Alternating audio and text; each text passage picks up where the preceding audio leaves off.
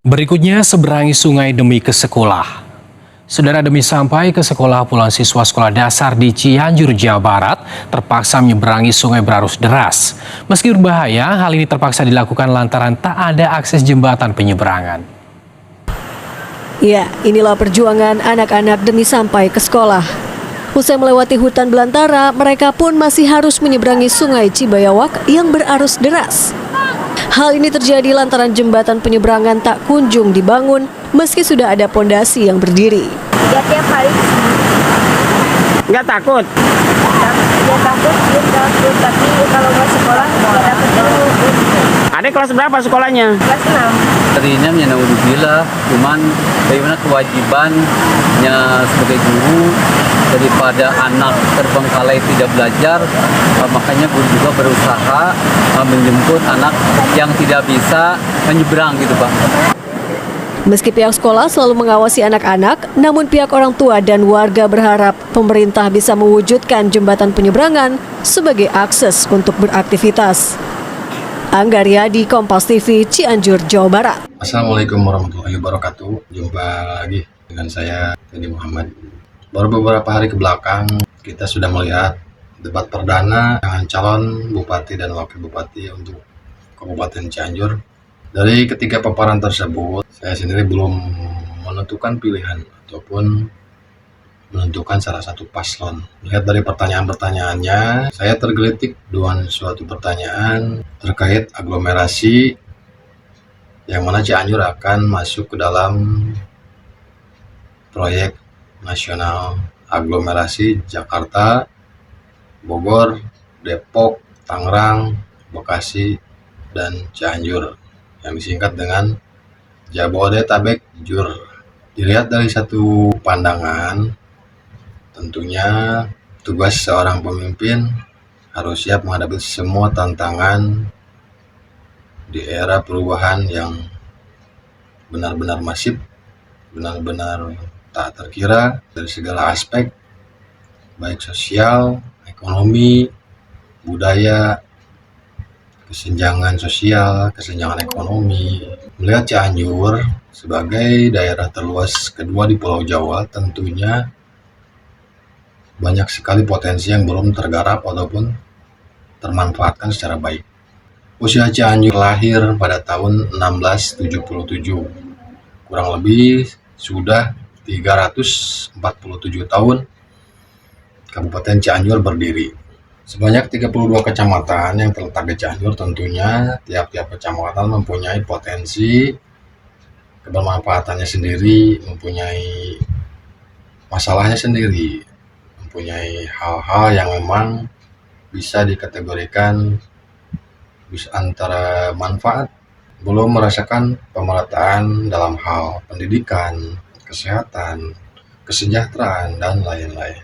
Isu pemekaran Cianjur Selatan yang akan mendapatkan daerah otonomi baru dari pemerintah pusat tentunya perlu kesiapan matang, terlebih untuk Kabupaten Cianjur menyiapkan dari segala macam halnya.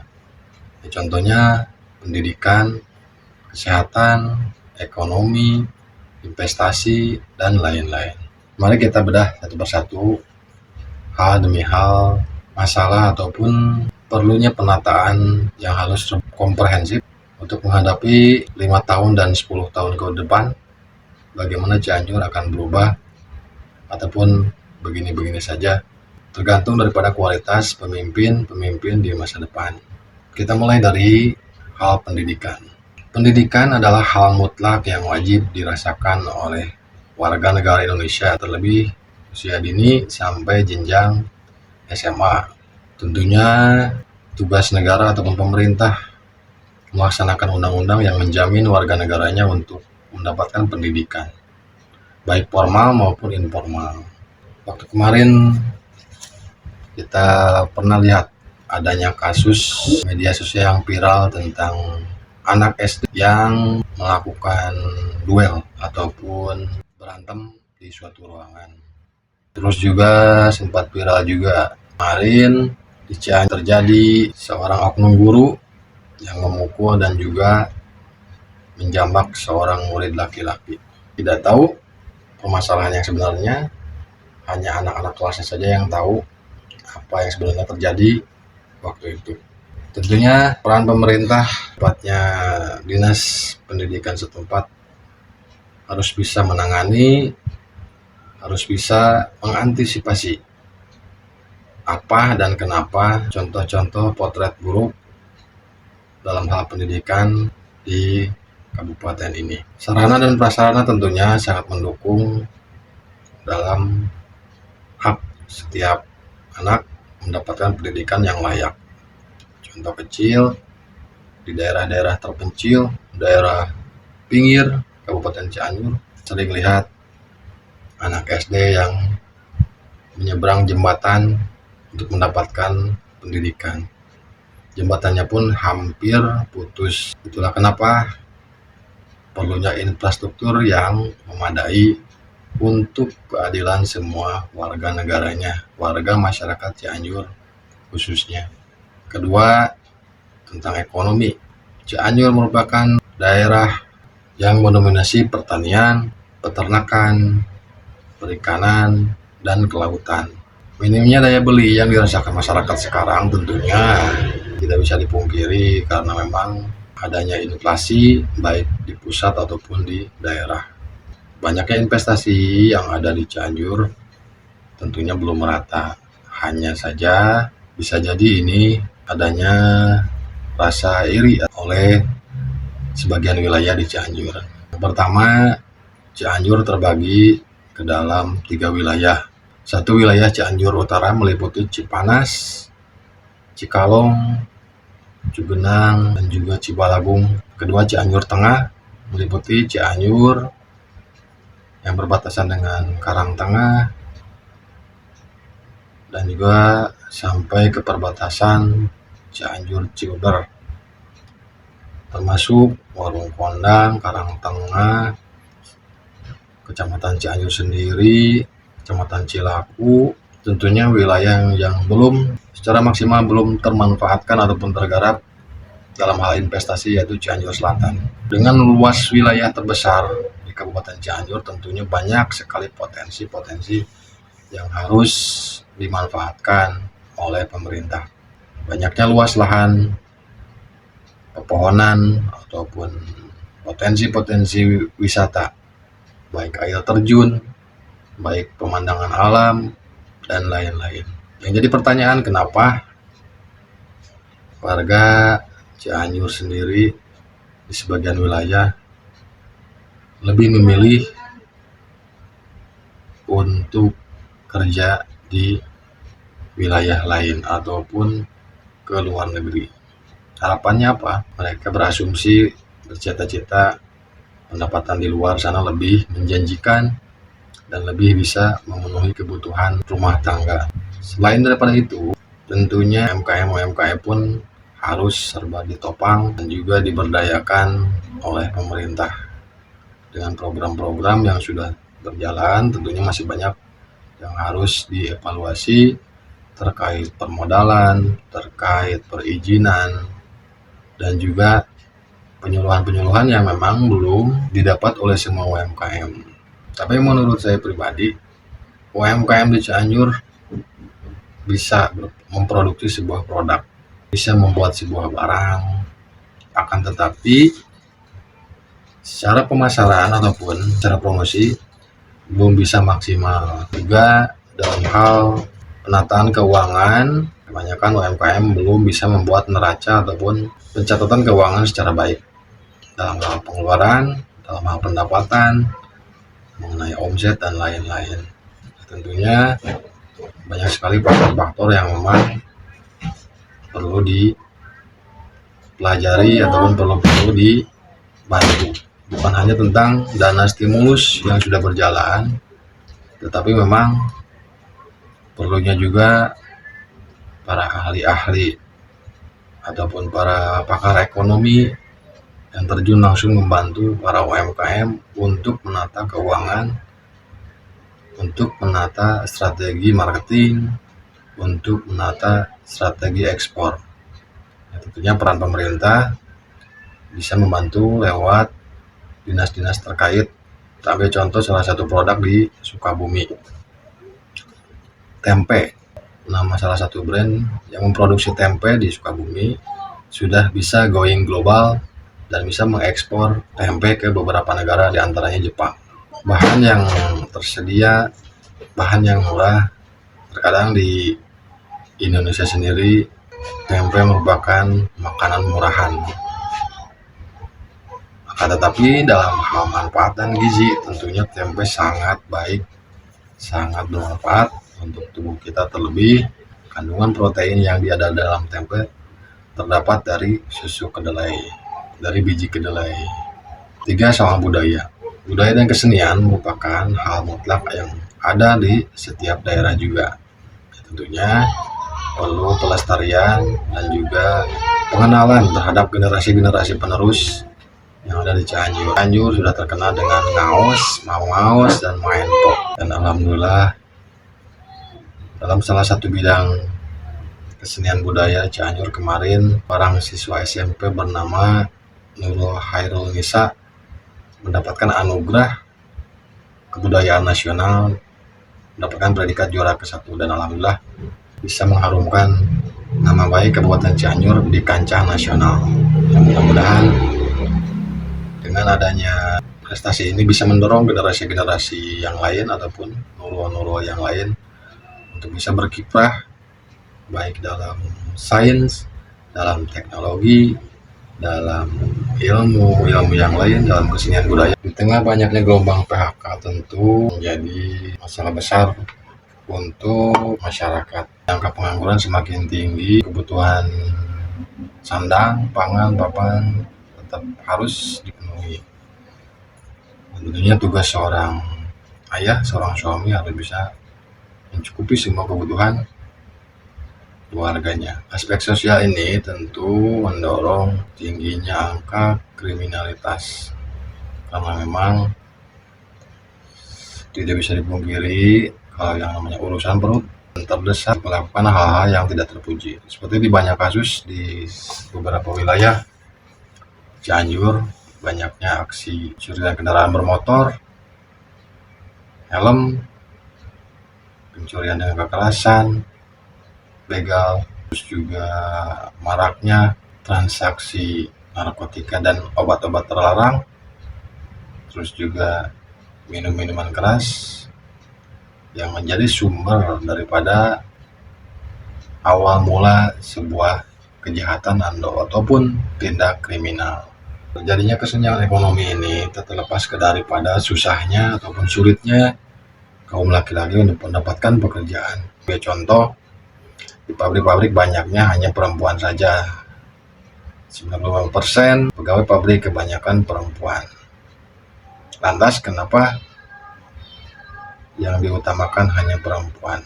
Tentunya itu mendorong karena kebutuhan rumah tangga, seorang istri harus ikut mencari nafkah ataupun membantu ekonomi keluarga. Yang keempat, aspek lingkungan. Sampah merupakan masalah di tiap daerah, tentunya dengan penanganan dan strategi yang berbeda-beda. Contoh, kita ambil di Cianjur.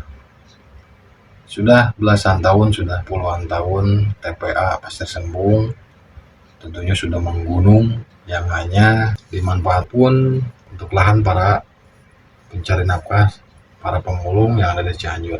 Mungkin perlu adanya penanganan ataupun pemanfaatan baik sampah plastik, sampah organik, sampah anorganik.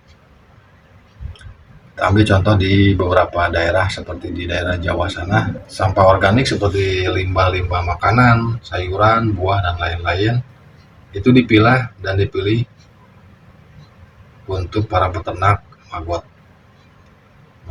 ataupun yang kita sering bilang itu belatung, ternyata menjadi sumber ekonomi sebagian orang di wilayah Jawa sebagai pakan burung ataupun pakan ikan.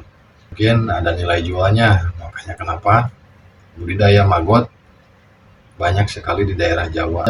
Cianjur juga mungkin bisa menduplikasi budidaya maggot yang memang bermanfaat daripada bisa mengurangi tumpukan sampah yang ada di TPA. Selain itu, di daerah Cikalong sudah dipersiapkan tempat kedua untuk penampungan sampah ataupun TPA.